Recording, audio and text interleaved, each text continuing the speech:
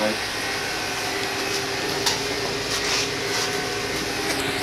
It is just a jerk floyd, basically, a bunch of barrels.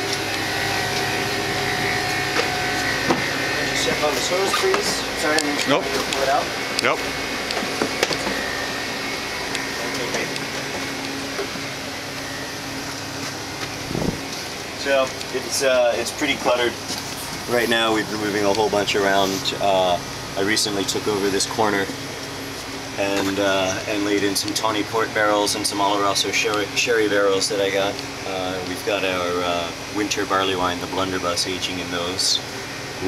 Kegs for topping up as well. It's really hot down here, so we lose a lot to evaporation. Yep. Down here is the main part of our lambic program. Fruited lambics go through spontaneous re-fermentation with fruit here after coming from a set of barrels back there where it ages for anywhere from 1 to 3 years. Again, spontaneous fermentation. We add fruit, it ages for generally no more than 90 days to 100 days before we'll rack out of the barrels and carbonate and serve. And you serve it on draft, or? We serve it on draft, yes.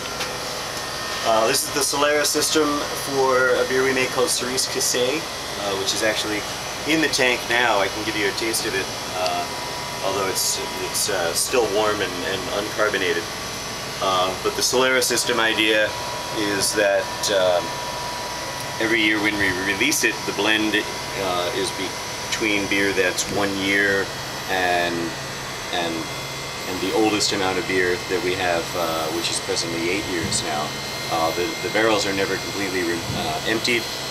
So we've got a Solera set, and we've got a Criadera set. The Criadera being the barrels that hold the youngest beer. Whenever we serve, we proportionally will rack out of fractions from each of the Solera barrels and blend those together for that year's expression, never emptying them completely. Then the Criadera barrels rack forward to fill up the Solera, and then the new batch of beer that we've made of Cerise Cassé, that's just a Saccharomyces fermentation to start, gets added into the Criadera barrels where it re-ferments off of the flora. We add sour cherries to the barrels as well, but we leave this in here for as much as 8 years. So wow. While there are cherries in it, it's not a cherry lambic. It's not very fruit forward in that sense at all. It's not meant to be. No. So it's a fun little monster.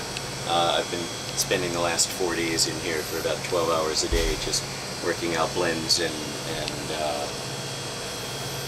drying out of the barrels to top up the Solera and whatnot. It seems to me that this is a fairly, using the correct word, unique. This is a unique system. I think it is, yeah, especially for its size, but particularly in beer brewing.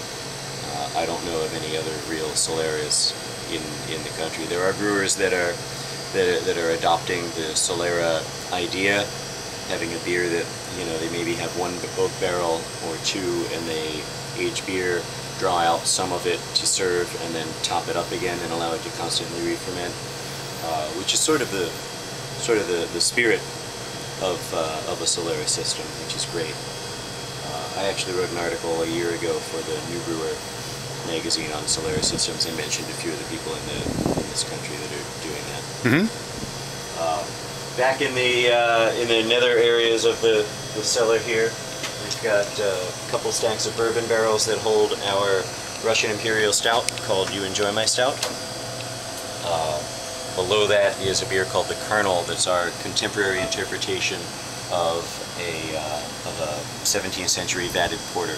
Oh. So we start with a strong porter grist at about 7% alcohol, do a primary fermentation up in stainless steel, rack it into these barrels that years ago were inoculated with lactobacillus and Brettanomyces. So you get an aged expression of a porter with a little bit of funk and a little acidity as well. So ooh. It's a really fun beer. Not a sweet porter. Oh, not at all. It's no. I mean, the Brett and the lacto take it completely dry. Over in the far right corner, opposite, is our latest batch of 100% spontaneously fermented beer. We did a traditional lambic style turbid wort brew using multiple